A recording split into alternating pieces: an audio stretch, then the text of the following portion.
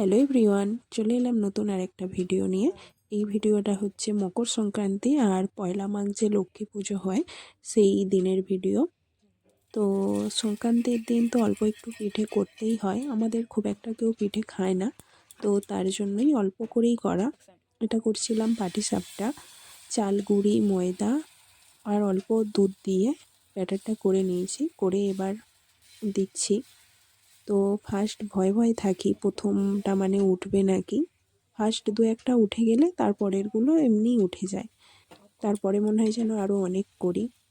তো ফার্স্টটাই তোলাটাই একটু চাপ আছে, এখনও অতটাও ভালো পারি না। তো কাজ চলা গোছের মানে হয়ে যায় আর কি। এই পাটিসাপটার পুরটা হচ্ছে নারকেল দিয়েই দিয়েছি।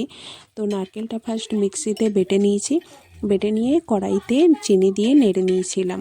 তো পিঠেতে আমার নারকেলের পুরটাই বেশি ভালো লাগে, সেই জন্যেই আর কি নারকেলেরটাই দিয়ে করেছি। তো আমার উঠে গেছে একটা পাটিসাপটা। তো এরম উঠে গেলে তো মানে ভীষণ আনন্দ হয়, উঠে গেছে এরকম। না উঠলে তখনই বিরক্ত লাগে, করতে ভালো লাগে না আর।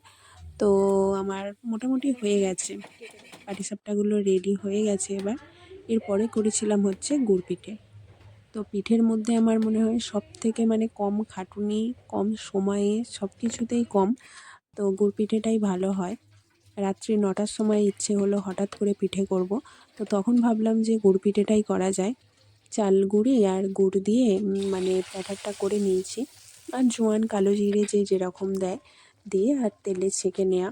এটাতে মানে কোনো ঝামেলাই থাকে না, আর খেতেও যে খুব একটা খারাপ হয় তা না, খেতে মোটামুটি ভালোই হয়। তো আমার তো ভালোই লাগে। তো রেডি হয়ে গেছে আমার এখানে গুড় পিঠে।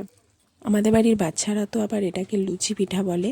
তো দেখতে আবার অবশ্য চপের মতো লাগছে, পুরো ভাজা আছে যখন মনে হচ্ছে যেন অনেকগুলো চপ আছে একসাথে। আর আমার ভিডিওটা যদি ভালো লেগে থাকে তো লাইক কমেন্ট করে যেও, আর নতুন হলে অবশ্যই চ্যানেলটাকে সাবস্ক্রাইব করে দিও। সাবস্ক্রাইব করে আমিও তোমাদের পাশে থাকবো। তো এবার এটা হচ্ছে পয়লা মাঘ, লক্ষ্মী পুজো হবে বাড়িতে, সেই জন্য ভোগ রান্না। মানে লক্ষ্মী পুজোর দিন আমাদের পায়েস ভোগটা দিতেই হয়। আর তারপরে যে যেরকম দেয়, কেউ কেউ খিচুড়ি দেয়, কেউ কেউ ভাত ভোগ দেয়, এরকম দেয়া যায়, কিন্তু পায়েসটা মাস্ট দিতেই হবে। পায়েসের সাথে ওই নতুন গুড় দিয়ে পায়েস, আর তার সাথে পুলি পিঠে, মানে পিঠেগুলো পায়েসেই দিয়ে দিতে হয়। সেই জন্য আমি চালগুড়িটা মানে দিয়ে দিচ্ছি গরম জলে মাখিয়ে নেব পিঠার জন্য। আর ওইদিকে আমি পায়েসটাও বসিয়ে দিয়েছি। পায়েসটাতে হতে হতে ততক্ষণ আমার পিঠে মানে গড়াও হয়ে যাবে, আর ওতে দিয়ে দেওয়াও যাবে। সেই জন্য আমি এটা মাখিয়ে নিলাম। মাখিয়ে এবার পায়েসের জন্য চালটা দিয়ে দিচ্ছি, দুধটা ফুটে গেছে, চালটা আমি এখানে দিয়ে দিলাম।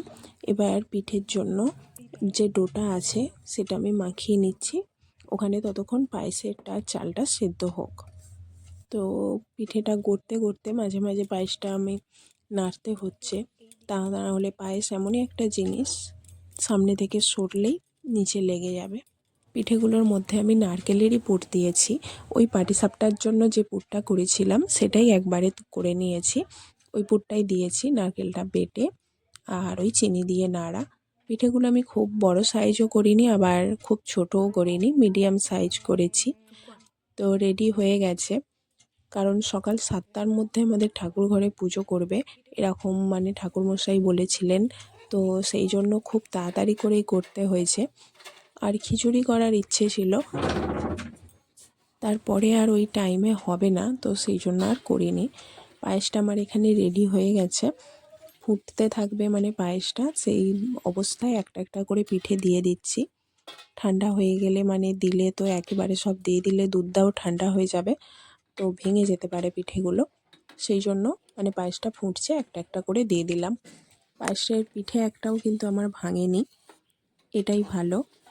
আর ঠাকুরকে দেয়া হবে মানে যেমনভাবেই করা হোক, মানে ভালো হয়ে যায় কি করে জানি না। পায়েসটা আমি করেছি হচ্ছে খেজুরের গুড়ের পাটালি দিয়ে, পাটালিটা ভেঙে নিয়েছি, এরপরে আমি পায়েসে দিয়ে দেব। তো আমরা মিষ্টিটা আগে থেকে দিই না, নামাবার আগে মিষ্টিটা দিয়ে নামিয়ে নিই। পায়েসটা আমার পুরোপুরি রেডি হয়ে গেছে, পাটালি যেটা দিয়েছিলাম সেটাও মিশে গেছে। তো এবার নামিয়ে নেব। ঠাকুরের জন্য যেটা দেওয়ার ছিল দিয়ে দিয়েছি, এটা বাকিটা যেটা ছিল ওটাই আছে এখানে। তো আমাদের ঠাকুর হচ্ছে বাস্তু ঠাকুর, যেটা মদনমোহন রাধিকা আছে আর শীতলা মনসা। এরপরেও আছে শিব আছে, লক্ষ্মী আছে। তো এই ঠাকুর ঘরেই আমাদের সব কিছুর পুজো হয়। এখানে সবাই দিয়েও চলে গেছে ভোগ, এবার পুজোও হচ্ছে। তো পৌষ পার্বণের ভিডিও এখানেই শেষ করছি। দেখা হচ্ছে পরের কোনো ভিডিওতে। সবাই ভালো থাকবে, সুস্থ থাকবে।